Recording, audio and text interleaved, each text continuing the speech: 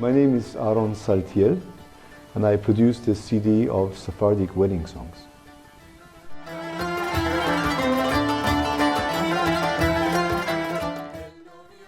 Together with my daughter, nephews, sisters, and a whole bunch of Turkish musicians.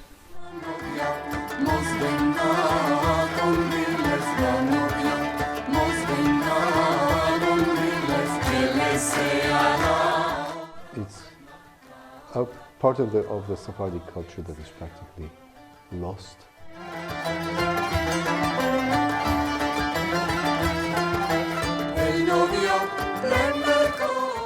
The Sephardic communities, the Ladino-speaking, Judeo-Spanish speaking communities, borrowed many tunes from Turkish, Greek, Bulgarian, Macedonian folk music, and of course they also produced their own music, which was in the tradition of the people that they lived amongst.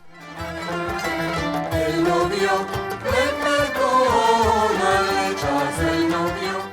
had the fortune to live with my grandparents. My parents and my grandparents lived in the same house in the first few years of my life. So this is the first language that I spoke, Ladino, Judeo-Spanish.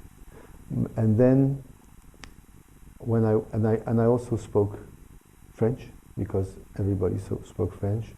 And when I was 4 or 5 years old, my parents, they saw that I was about to start school and I didn't speak Turkish, so they stopped speaking to me in Spanish and they switched to Turkish. So this is more or less the fate of every person in my generation. Mira novia que vos aspero viernes de mañana.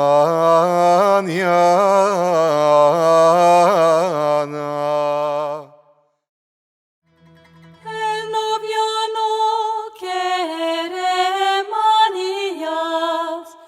El novio no quiere manillas. Quiere a la novia picarla de risa. We have a lot of female performance in this music because some of the parts of the wedding that were celebrated by the women alone have their own songs, and they are sung by the women. So there is a repertoire of mixed songs that men and women sing together, a repertoire of male singing, and a large repertoire of women singing, like all the songs that have to go with the bride going to the mikveh or to the hammam, which was the bathhouse, used as a mikveh, or the river. This was a women-only occasion.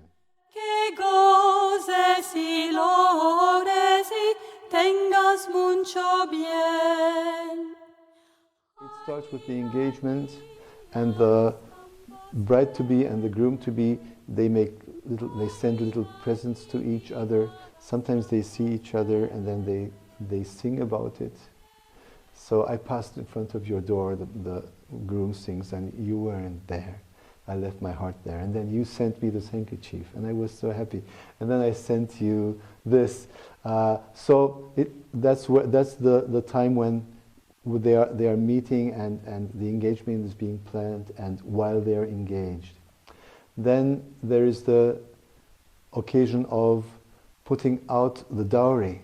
The trousseau is exhibited.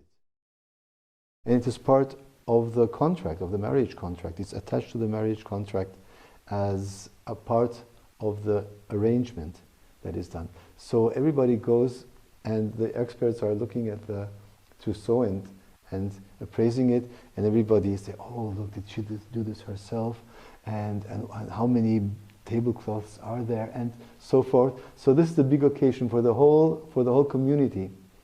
Then there is the songs that accompany the mikveh ceremony, going to the bathhouse, in the bathhouse, coming back from the bathhouse, and then the Sheva Berachot, the actual ceremony, on the way to the synagogue or the house. Sometimes the wedding was performed in the house. songs about that, songs about the groom waiting for the bride to come. The bride has to have everybody waiting for her before she turns up. And then there are, for the whole week after the wedding, there is the wedding blessings, the Sheva Berachot are recited, and there has to be a minyan. So all the friends and relations come and they bring their food, and there are songs sung then. There are the mock quarrels between the two mother-in-laws. So the mother of the groom is saying, you gave too little dowry to your daughter, and the other one say, I gave her this, and I gave her that, and I gave her 7 dresses so she can change one, wear a fresh one every day of the week, and she said, it's still too little, and I gave her this. It's a way of balancing quarrels right before they start, because everybody knows that the two mother-in-laws are going to quarrel with each other about the trousseau. So there are songs about that. There are songs about the...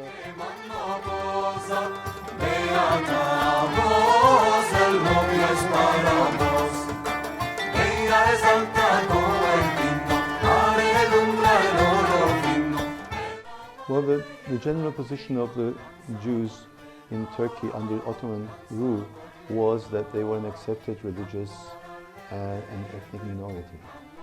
They had hardship. They had to pay extra taxes and so forth. You know, they had to dress in a certain way, like under feudal systems. But they were never organized and systematic persecution of Jews in the whole history of the Ottoman Empire. So there is a different attitude to their land that they live in and to the hosts than in the Ashkenazi culture, I believe, yes.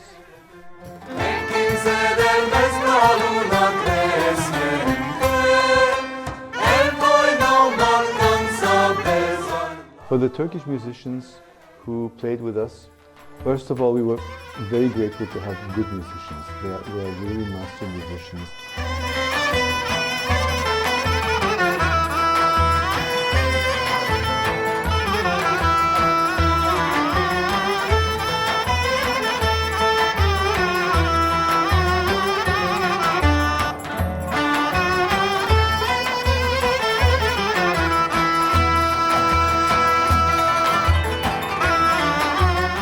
Every once in a while, one of the musicians would come and say, you know, this is good music.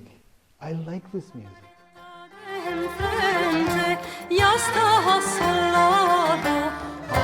Halilem,